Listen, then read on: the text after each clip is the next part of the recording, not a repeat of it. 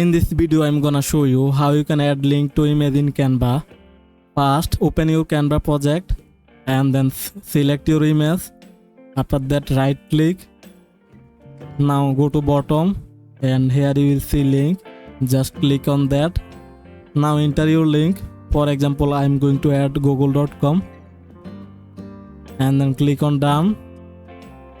Again done, and that's it. Now you need to download this as PDF, then this link will work.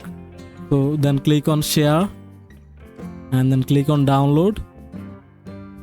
Select as PDF and then click on download, and it's downloaded. Let's open and you can see the link added. If you click on that, then the link will be redirected.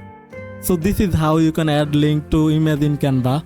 Hope that this video helped you out. Thanks for watching.